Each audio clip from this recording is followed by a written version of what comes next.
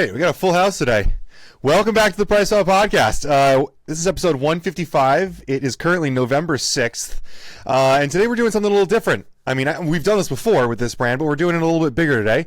We're talking about MuscleTech Euphoriq V2. So MuscleTech Euphoriq is a big fan favorite of our community, and when they came out originally, actually with paraxanthine, we did some early beta testing, some familiar faces here today, but today we're here to talk about V2. So everyone here has gotten some beta samples. I'm going to give it over to Dan to talk a little bit about maybe the direction where they went, but today we're going to be talking about experiences and kind of sharing with everyone what they can expect when they try Euphoriq V2. So thanks everyone for being here. Dan, do you want to talk to us about Euphoriq and how you guys went from V1 to V2?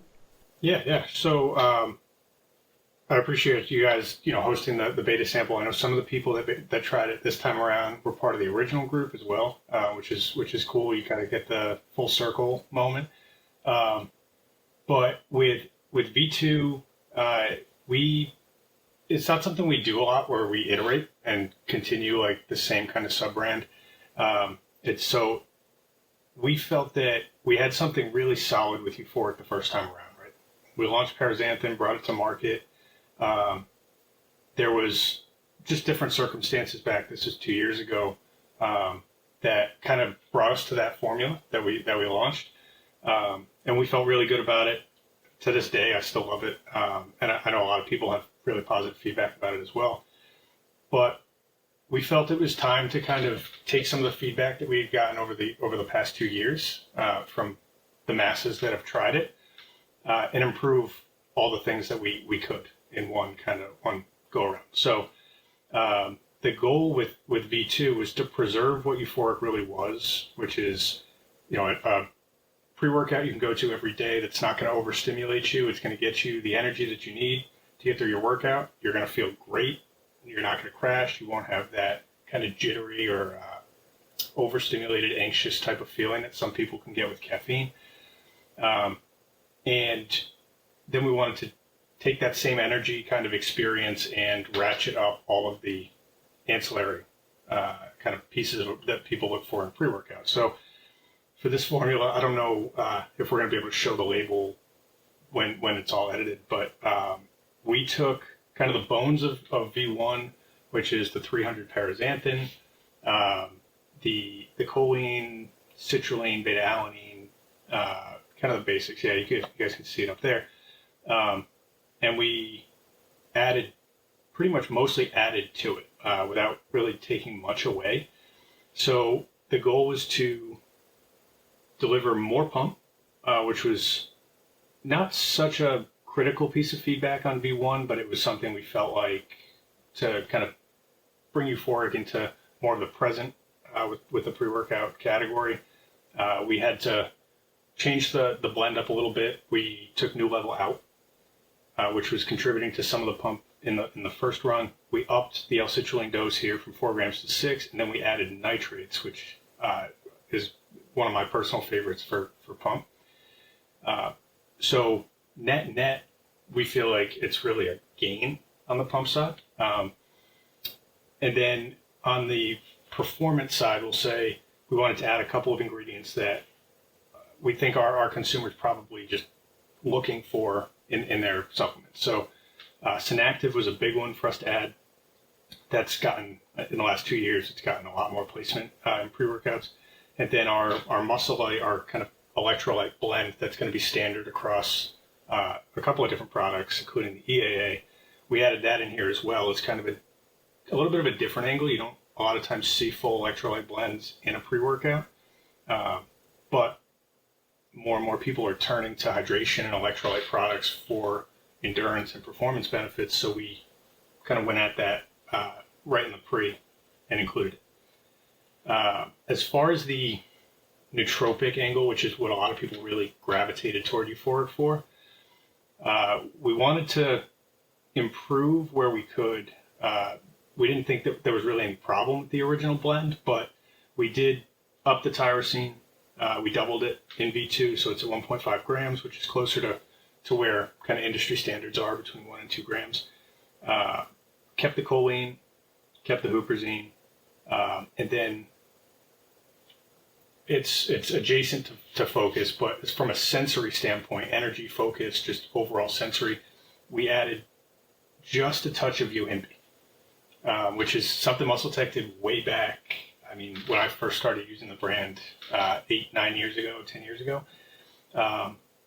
And the dose that we went with was very specific, right? We tested a couple of different doses. It had to be adding to the energy in the sense that it gave it a little bit of like an upfront kick, but it didn't have any of the drawbacks that some people get with Yohimbe, which is really staying true to what Euphoriq is supposed to be. So overall, we think that this is a huge improvement from the formula side. The timing is great where, the Euphoriq V1 kind of ran its course. There's going to be new entrants into the market. There already has been new entrances in pre-workout with paraxanthin. So we wanted to come kind of in at the end of this year with a refreshed version that's going to deliver the same great kind of overall experience, but better energy, better pump, and the focus that everyone really came to know Euphoriq for. Did everyone know the formula when they were taking this beta sample? No, the formula wasn't released yet. Okay, because I wasn't sure when you guys took it versus when you got it, because at some point during that time it did get released. Okay. I don't know where everyone wants to start, but my favorite part of it was the Yohimbe inclusion, which kind of like ironically occurred during the time that the Boogeyman video, my video came out, where I was like raving about the inclusion of it. And then like, I feel like the next week I found out about the formula and was like, oh, well, then that's really cool, because I felt like Euphoriq the first round, I loved the focus factor, and I actually really like the pump factor, which is ironic that you guys felt the need to add to more to the formula, because I agree that I think New Level was kind of cheating the system a little bit in there. But I think you guys did a great job. But the extra kick was what I really liked about it, because it brought it really over into like the pre-workout category for me rather than like the nootropic category. Yeah, I think it was pretty cool that MuscleTech introduced Infinity Paraxanthin to the world, and then they were also the first ones to be able to add another stimulatory ingredient next to it, because that's been something that hasn't been allowed as much. And I maybe Dan can talk about it. I'm not sure if like what the discussions were behind the scenes or whatever, but a lot of people did want to pair paraxanthin with a little bit of something extra, and I doubt they're going to ever allow it to be paired with caffeine, because that completely negates the whole situation. The studies even show that caffeine plus paraxanthin just doesn't work as well as paraxanthin alone in terms of like the cognition and stuff like that. But like adding just a tiny kick of something extra seems to make sense for a pre-workout, and definitely makes sense for Boogeyman Punch, giving blessings, incredible high energy levels and everything. So you kind of want something to smash you. So yeah, the Walmart version or the FDM version of the original Euphoriq, I think slightly priced a little bit lower, but then it really moves into Euphoriq V2 here, and you get that little extra. So yeah, curious to hear everyone's feedback. Yeah, I mean, I can touch on the additional stimulant kind of pieces. You're super limited, right, with what you can pair with it. So you guys actually got a very similar experience to what we got internally with testing this, where R&D would just give you a little baggie of powder. At least you guys had some labeling on it. And then we do kind of a uniform survey immediately after the workout, and there would be iterations of that. But the thing I noticed the most, which is my number one ask for kind of revising this formula, was to give it, like, punch up the energy a little bit, just give it something up front. And I liken it to urgency. Like when I took what ended up being the final formula, I was actually in Canada, so I was able to take it right in the office and go down to the gym. But I noticed within 10 or 15 minutes max that like there was something driving me, giving me like more urgency to go work out. So the terminology I used was like a little bit of a kick in the ass, where like that's what a pre-workout really is supposed to be, right? The structure function claim, if I've ever heard one. Yeah, so and it did. It was kind of true to that ask, and then everything else that was added was great. So that was kind of my initial feedback to the team when I took it. Flavor was great. Definitely delivered on that upfront energy more without having those side effects kind of lasting a long time. And then that version didn't even have the electrolytes, but since then we've added it, so we've just continued to improve on the feedback. So yeah, I'm curious to see kind of what you guys felt when you tried it. If you had any expectations going in, just knowing you guys knew at least it was Euphoriq V2. So if you had any expectations going in, I'm curious to hear what they are and how it kind of stacked up. I'll kick off just because I saved a dose for for Monday. I think the biggest takeaway, especially comparing it to V1, is what was mentioned, is just the unbelievable amount of focus that I was able to kind of get just within minutes of taking it. And it has, in my eyes, it has to be the Yohimbine. It was like engrossing, honestly. And it was I'm by trade a CrossFit person, and it was a 40-minute workout, and I was able to kind of hone in, focus fully for a 40-minute workout and stay in my head the whole time and really perform better than I have with any other pre-workout just because of what that was giving me. I think each of the times I tested it, so the 3 different flavors, I took it in the morning. I didn't try it at night to see if it would really be something that I could take and not feel a lot of the jitters. But I could verifiably say that there wasn't any type of overloading caffeine feeling for any of it. And I even had an energy drink after taking the doses of paraxanthine and zero effect. But the Yohimbine is just huge, like a huge addition for it. I was actually kind of surprised at the dosing of Yohimbine in there because I wasn't expecting it to be 10 milligrams once I saw the formula. It didn't feel that way actually because I've taken 2.5 milligram pills before, and some days I really feel that and other days I wouldn't, but for that to be 10 and I didn't have that can kind of get heart racy with that sometimes. And yeah, it just felt so smooth, like that paraxanthine or infinity feel. And I'm a big fan of the electrolytes in it too. Yeah, I want to jump in on the Yohimbi because that's like what everybody, even when we talked about this formula with GNC, the merchant team, like that's what everyone gravitated towards. So Yohimbi is kind of a weird one because different brands will label it differently and they'll use different sources. So in this, we use the extract at 10 milligrams, but the yield is actually only 0.6 milligrams of Yohimbine. So comparatively, if you're just taking straight Yohimbine, like you were mentioning, it's such a low dose you probably wouldn't find it in many other supplements, especially not a standalone. It's just enough, and we played with this number quite a bit, and it's just enough so that it's there, but it's not enough. It's not so much that it's like distracting from the rest of the product. So I know people, for people that watch the podcast later, they're gonna gravitate toward Yohimbi. They're probably gonna want to compare to other products they've taken that have it. So I just wanted to throw out like the total actual yield is very low. It's probably lower than most products out there that people have tried. Yeah, I liked when you did that because I've wanted people to do this with alpha Yohimbine. When I don't want over 1 milligram of it. I would like to have that 0.5, like 0.6 milligrams of that. So when I saw that this was 6% at 10 milligrams, I said, oh, that's a perfect idea. I don't think, unless you're extremely sensitive, I don't think anyone's going to get bombed out by that, but you're going to feel it. So I think that was a pretty smart dosing, like on paper. So glad it's working out. I have like an unpopular opinion probably, but like when I think about like Yohimbine HCl, like synthetic extracts, like I feel like I can take a lot more of those, but when it comes from these natural sources like Alpha Yo or like Yohimbi alkaloids, like I always feel like people forget, and I think this is a great example, is that there's 10 milligrams in there. There's not 0.6 milligrams, there's 10 milligrams.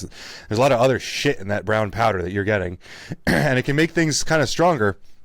And so like you add, if you wrote 0.6 milligrams on the label, it wouldn't sound like very much, but it's a fair amount when you consider there's a lot of other things in that, herbal extract, and I think it all adds together. So I was a big fan of it. I kind of like that you wrote 10 milligrams because honestly, I think a lot of people are going to get excited by that. And I don't want to downplay like the 0.6 milligrams. It's pretty strong. Like it adds a decent amount to it. I enjoyed the ride, so I thought you guys did a great job, and I'm curious to see what people think when it's on shelf because it's definitely a jarring dosage to. Yep. Anyone care if I tack on? Yeah, I was gonna say, who's next? Nick. So yeah, first we heard from Alex, then Victoria, and now Nick is talking. Yeah. So the Euphoriq V2, I use 2 of the samples in the morning, and then 1 of the samples at night because I like to train at night after work. I'm not off till like 5:30, so it's kind of like any kind of caffeine source at that time of night, I'm up like all night. So I tested it out in the morning both times. It had enough giddy up to get me into the gym. I felt great, no crash. Still was able to function cognitively after the gym. So that's a nice addition. Then use it at night after work. And even with the Yohimbine, sure, I got the sweats. I got a little bit of oomph, but not enough to keep me up at night. So I still fell asleep within an hour and a half to 2 hours after I was finished training at night. So overall, I think it's awesome. Nick, how does it compare to like your favorite high stim pre-workout? Like you're the as far as I know, you're the stim guy in this group. So I'm kind of curious, like how you place it. Rehabilitated stim guy. But I would have to say, I mean, we all like that punch from time to time. Like especially in a gym setting, you want to get intense, you want to throw some weight around, or like in Alex's case, you want to be able to hit your wad and get everything done in a good amount of time. But it's nice when you don't carry that feeling past your workout because I don't want to deal with society when I'm all jacked up off of Yohimbine and caffeine. Like, I just don't want to deal with people, especially not with the traffic in my town. I just don't. So these pre-workouts are nice because they give me that push, but then I'm good for the rest of the day. Like, I don't feel like I want to build something or break something just because I'm all jacked up on stims. So personally, I like it more. I just do. I find it to be like a high stim daily driver for me. Like I could take it every day, but like when I take it, I know I'm committing to something for an hour. Like yeah, like 1,000%. There's a real kick to it, but I'm not afraid to use it like a couple times a week. Is how I feel. Yeah, no, it's super nice, and like I use probably 5 days of the week. So I have the FDM version too. I use that probably 5 nights a week, and on the weekends, that's when I use something that maybe considered high stim. But outside of that, I think with the pre-workout, I'm probably only ingesting 150 milligrams of caffeine a day total. So I consider that a win. But yeah. Clayton, give it to us. Okay, so I took mine for, what was it, days, I think it was 15, 16, and 17 of Squattober. And one of those, they felt great. It was just overall just a better experience than V1, which is already a highly recommended. Like, I preach Euphoriq anywhere I can. People ask for a pre-workout recommendation. I'm like, Euphoriq. Take the paraxanthine or however you say it. I'm like, trust. It's amazing. And the focus, even better than the first version. The one thing Dan might be able to answer, I'm not a huge formula nerd. I just go off the vibes of how it feels. But I noticed in Squattober, we had a tempo day of it. And it was weird because I was not at all sore from an entire eccentric workout for like an hour and a half of, I think it was 5 second down, 2 second pause, squats, RDLs, all of that. No soreness the next day at all. And the day after that. And it was just so weird, but I was not complaining compared to the rest of the Squattober, everyone that's hurting to walk. I'm like, I feel fine. I'm preaching this Euphoriq for every tempo workout now. And maybe someone else could explain why that was, because I don't know, it just felt great. have to guess it's the added electrolytes. Yeah, The I throwing mean, an electrolyte blend, you're staying hydrated through that workout versus dehydrating and forgetting to drink after. Yeah, maybe even the nitrates with the increased blood flow, nutrient delivery. I think you've just been squatting for 14 days. You don't know how much pain you're in anymore because you've been in pain.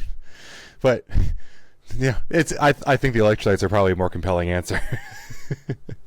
yeah, I mean, we're not gonna make any recovery claims off this formula, but I think that there's probably something to the electrolytes, maybe the synactive in there as well, but it's probably just a total contribution from the formula. And then, yeah, I mean, to Ben's point, after like to go into week, that's probably what, week 3, starting week 3 of Squattober, so you're probably catching up a little bit. I forgot about the synactive. It's 100% the synactive. Yeah, Like that's what synactive is for, right? I mean, the adaptations to training. I mean, it entirely could have been the synactive. Yeah, Well, I like all the theories. I mean, even in electrolytes, 8% magnesium is not like the end of the world or whatever, but it's not insignificant. So, I mean, there's things that you can start playing with, like maybe you need to take more magnesium, or maybe go get some extra synactive, or just run this when it starts selling. Or maybe you're just low on sodium. 7% sodium is pretty nice when you're gonna be sweating with some Yohimbe here. well, Nico, you're the last one. Cool. Yeah. So when I got the samples, I wanted to try it in different settings and times of the day. So I did a fasted workout. I did a after 1 meal workout, and then an after 3 meal workout. And across the board, my results were pretty consistent. Like Dan was saying, I had pretty similar results. I tend to work out first thing in the morning, so I usually roll out of bed. Fortunately, I have a home gym, so I roll into the garage. I just drink a pre-workout and just get at my day. And it's been really nice because I, wake up, work out, and then I get right to work. And the no crash afterwards has been very nice, just because you never know what you're getting into with some of the pre-workouts. So this one is always hit well for me, just transitioning from working out and then going right into work and not having that issue. The pump was very good. The focus was there. I had no complaints. On something that wasn't really mentioned so far was the flavors too. I really enjoyed the strawberry kiwi. The Boogeyman Punch was always a hit for me. I actually have a tub of V1 that I compared to both of them, and I agree with Dan was saying too. Is V2 gave me that kick in the ass, like let's go get your day started type feeling. So that was one big thing that stood up from V1 to V2, and yeah, overall I very much enjoyed it and can't wait to get a bottle of it. Yeah, I wanted to touch on the flavors too, because I think that they're even better than the V1 flavors. Strawberry kiwi was awesome. The previous icy snow cone I always felt was a decent flavor, but it was kind of muted, and the rocket pop kind of in my head replaces that, and it's such a nice rocket pop. And I definitely want to try the grape flavor because I've been more into those. Everyone seems to have grape lately. Grape does sound nice. Yeah, the grape actually might be my favorite. It's not one of the launch flavors, so grape is down the line flavor, more than likely. But we recently, probably in the last 2 years, really, we've done all of our flavoring in house now. So we've been able to fine tune it much faster, get more accurate with the flavors and the inputs. And really, if you were to try a MuscleTech product, I have a shatter up on my shelf from 2015 maybe, and that was good at the time. But if I were to crack that open now and try it next to Euphoriq, it would be night and day. So we've come a long way in the flavors. Grape in particular, we tend to do really well. For some reason, they figured out the flavor system. But we knew we had to keep Boogeyman Punch. It was universally kind of the favorite from V1.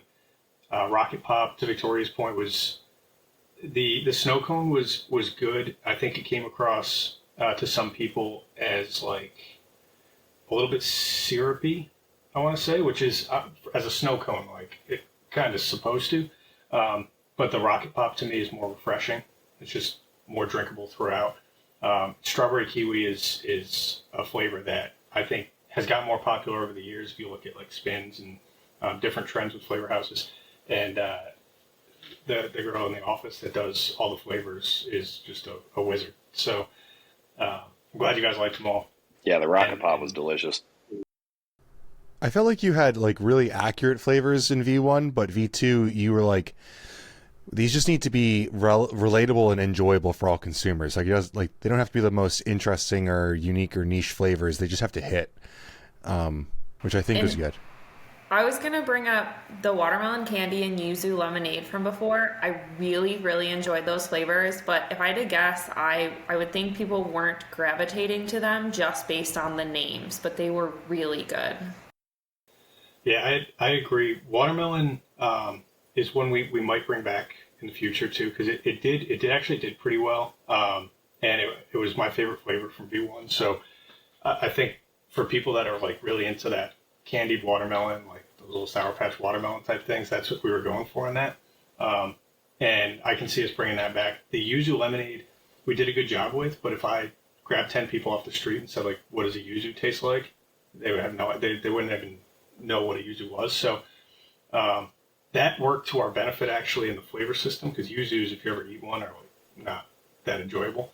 But for that one, like in the yuzu lemonade, if you guys have it or have tried it recently, we actually had to add pineapple to that flavor, which is you almost wouldn't notice it unless you were looking for it. But it was just it's just a more difficult flavor to work with, and it's certainly more difficult for that to be universally liked, I think, versus like a strawberry kiwi or something that people can relate to a little bit easier. I just wanted to hop in to say I will dearly miss the yuzu lemonade flavor. That's probably my second favorite behind the Boogeyman, even for the V2 flavors. I just, if you have extra tubs, I'll be keeping an eye out for them, because that yuzu is delicious. I think yuzu is probably still going to be available for a little bit. So Amazon is pretty much where V1 will live for a little while after, just for V1 to sell through.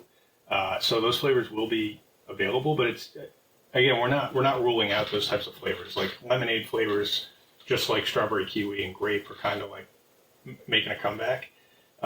So it could be like seasonal or some type of later edition. Yeah, I wouldn't worry too much yet. Yuzu is available at 8 stores listed on PricePlow. There's probably more out there.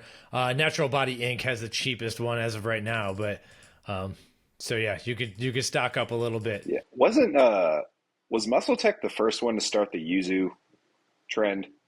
Caged also had one, but similarly had to discontinue it after one run.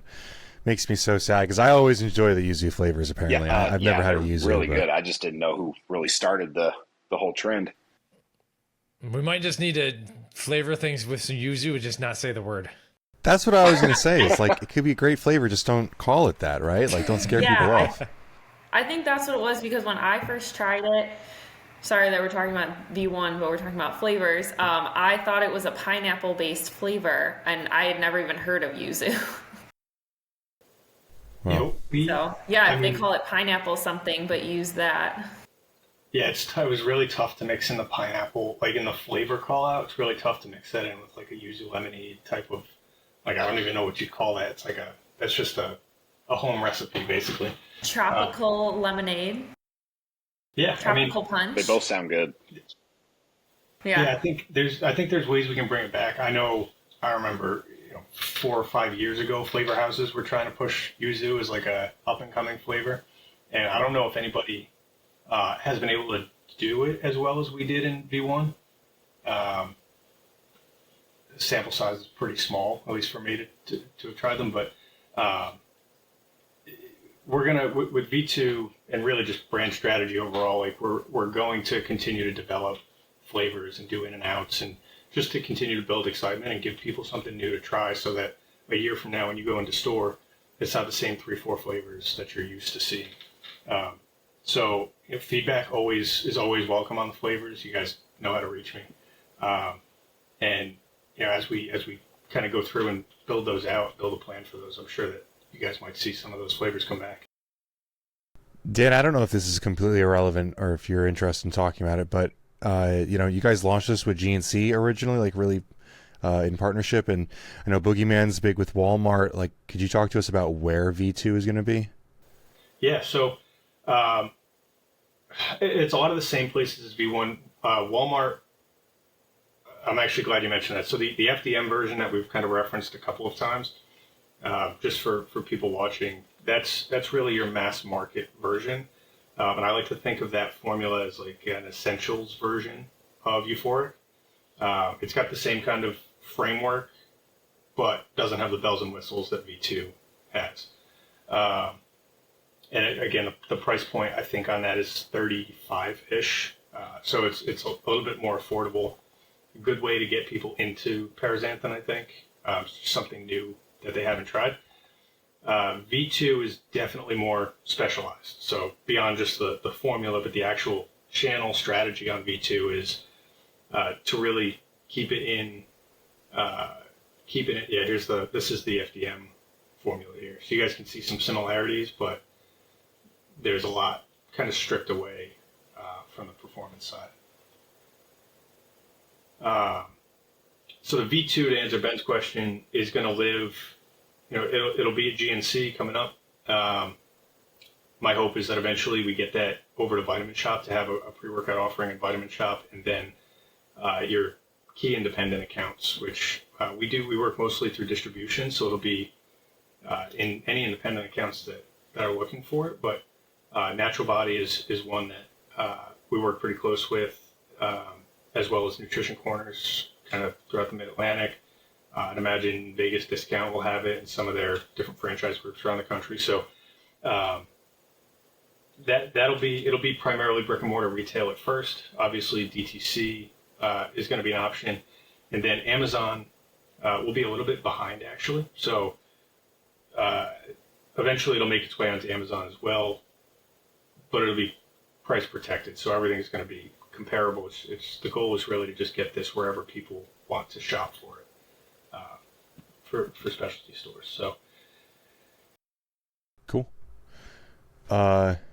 So I guess we have about 15 minutes left. If anyone has anything they wanted to add from their experience, or I don't know, anything you wanted to add to the podcast as a whole, I'm curious. Nick, go ahead. So I know we talked about the focus of the product, but I really wanted to put an extra emphasis on that. So the original versions had, 500 milligrams of tyrosine. I've noticed whenever I pair xanthine with I would say a higher dose of tyrosine, the effects are a lot more pronounced. So I get, obviously a lot more focus, but I feel like the paraxanthine is amplified as a result. So pair that with the Yohimbe. I feel like it just gives you a lot more of that mental push. So I'm not as focused on the possible side effects that I may experience for the Yohimbe because I'm just locked in with what I'm doing that I just don't care. So I've noticed, I don't know if there's an entourage effect between both of them, but they just work really well to put together. Yeah, I think there definitely is. The tyrosine dose on the first version is something that we thought about putting up originally, going to at least a gram. But you find with Sean Wells was super involved in the first one, in the first formula. So with his input and then Roz's experience, obviously formulating and working with tyrosine, we thought that you could kind of do more with less. And when you had that paraxanthin, tyrosine, new level kind of trifecta in there, and there was neurofactor in there as well, they all worked together really nicely. So nobody was going to miss that extra 500 milligrams of tyrosine. And here, where new level is replaced by betaine, and then the neurofactor is removed, we wanted to really double down on tyrosine, or triple down really, to over deliver on the focus aspect. So for this formula, the higher dose of tyrosine worked better. In V1, it might have been a little bit of overkill, which is where we ultimately landed, I think. But it gave us an opportunity to really get people's feedback and then approach V2 from a formulating standpoint, approach it a little bit differently with tyrosine. I like where you landed with it. It's no secret I like tyrosine, but I think a lot of people use pre-workout because they don't sleep well. It's just kind of a hurdle that most people use it as a crutch with. And with the data on sleep deprivation and tyrosine, I think it just totally makes sense, because how many users of pre-workout are really like high-level athletes that have everything in check? Most people are using pre-workout to kind of like get themselves to the gym and maintain motivation and like have a sense of urgency. So I think tyrosine checks that box really well. All right. Well, speak now or forever hold your peace, guys. If you have anything else to add, I'd love to hear. Was anyone expecting something different when they just got the samples in the mail? Like, if you guys had looked at V1 and looked at the formula and said like, hey, I would change this, I wouldn't change this. Like, how does this formula, now that you've seen it, kind of stack up to what you expected to see or what you wanted to see? Nico, I think go ahead. I was going to say, I think the one expectation, just because we've talked about Burn IQ kind of sailing into the sunset, that was one of my favorite products. So I almost expected there to be some amount of combination of Burn IQ and Euphoriq, just because it's making its way. I'm not going to say I'm disappointed just because the experience I had with it was so good, but I am curious if there is a Burn IQ replacement making its way. Yep. No, we're not going to put that in the podcast. Well, to tell you the truth, like, I don't have a definite answer for you, right? So like we have stuff laid out for 2025. We've got stuff in the diet category laid out for 2025. I don't think you're going to see something that's quite like Burn IQ, or something you'd look at on shelf and be like, oh yeah, this is kind of like an iteration of that. But there will be some really cool products coming in 2025 that fill a similar need state, I would say. The weight management category is questionable right now. There's a lot of reasons to not be like over leveraged in millions of cans of Burn IQ in the US when people are flocking to GLP, unfortunately. I think Euphoriq is like a much more sure bet with like where you lean in with your marketing dollars and like your pipeline. So I agree though. Burn IQ is such a fun product. It was pretty cool. You could make the case that Yohimbe, if you're in a fasted state, is maybe kind of a little bit of an homage. It helps a lot with fat burning. But yeah.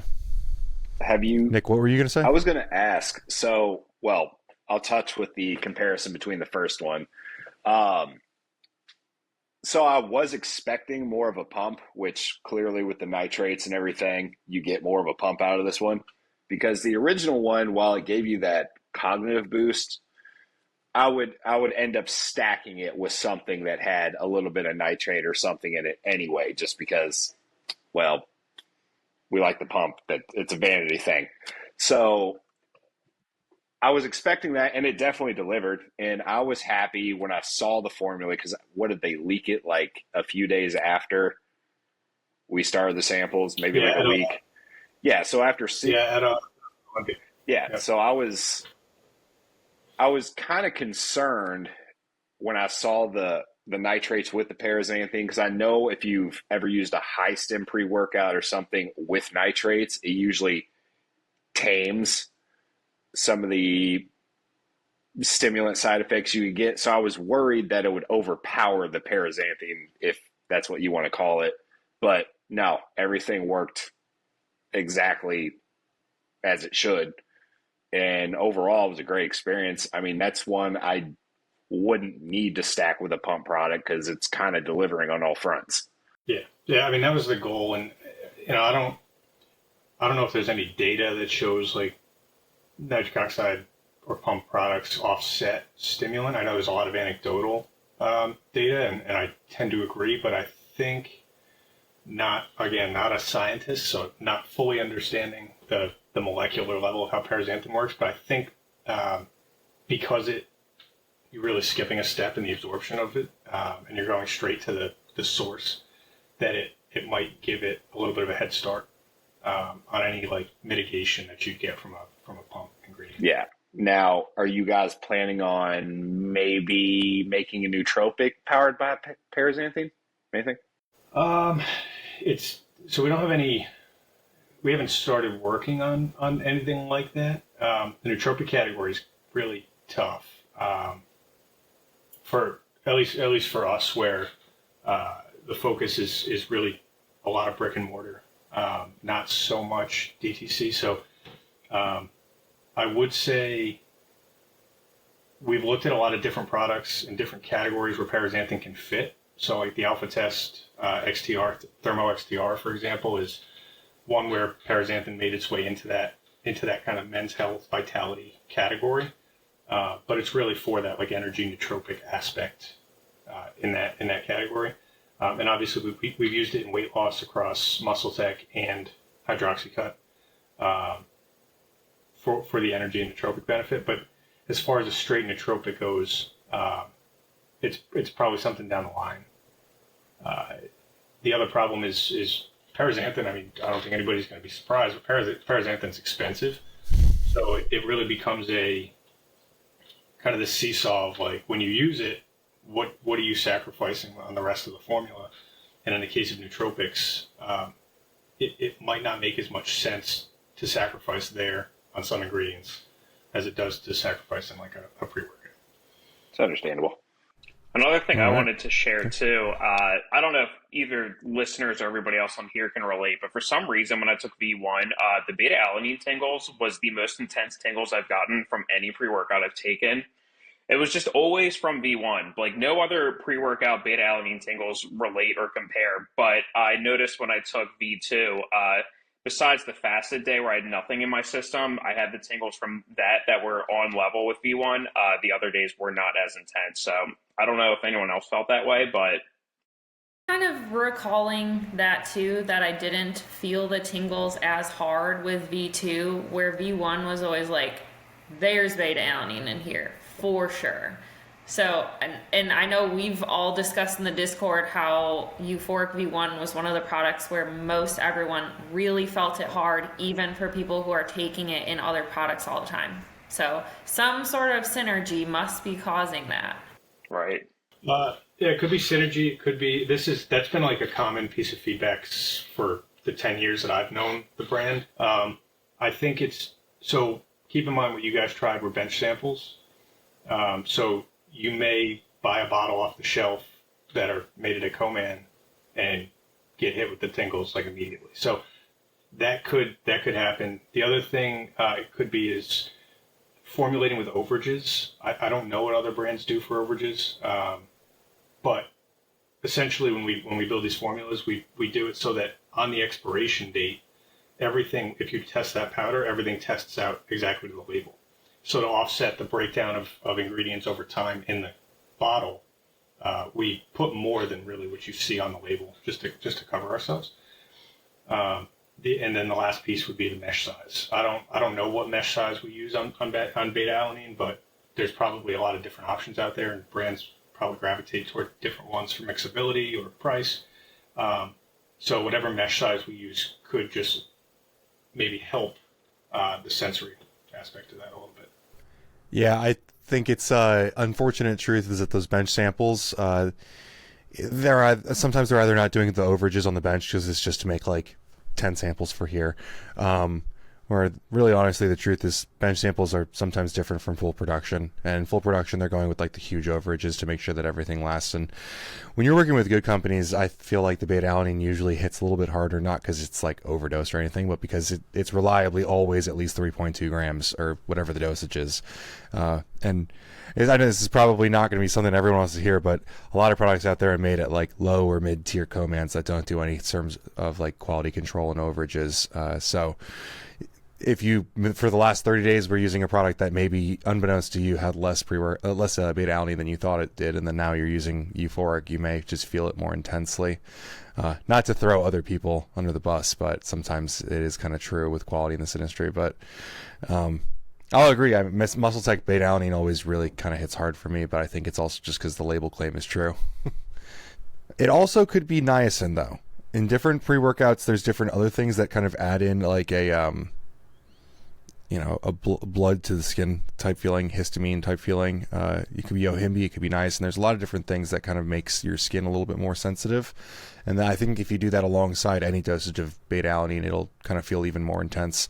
Mike has even said that like niacin at like really, really low doses has kind of lit him up. Whereas like other people like Joey need like 2 grams of it. I'm slowly getting my dose up, but yeah, it's sometimes you see a pre-workout sneak it in there, and even like a low dose 50 milligrams plus beta alanine for someone who's like naive to it, it's a way to up the beta alanine tingle sensation for sure. It's different, but close enough that someone's gonna feel it. There is that one study I want to dig into at some point though, where like very high dose, it was a gram or higher, niacin reduced performance, and they speculated because it reduces the free fatty acid in the serum, I believe, and so there's less for like the body to work with, and the performance went down. But I don't think like a 50 milligram niacin dose is going to really do that well, or that much to the point of reducing performance. But if you're mega dosing niacin, it's worth at least looking into that, looking at that study to see if you might want to mega dose your niacin some other point, some other time of the day. Cool.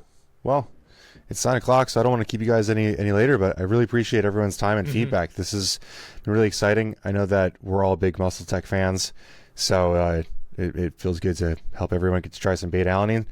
I think we're going to be uploading this a little bit closer to the time of the launch. So today it's November 6th, but maybe at the end of the month, a little bit into December, we'll have this out. So thank you guys so much for joining us. That's it. Yeah, thanks, Dan, for making this happen, sending those out. It's always a fun time.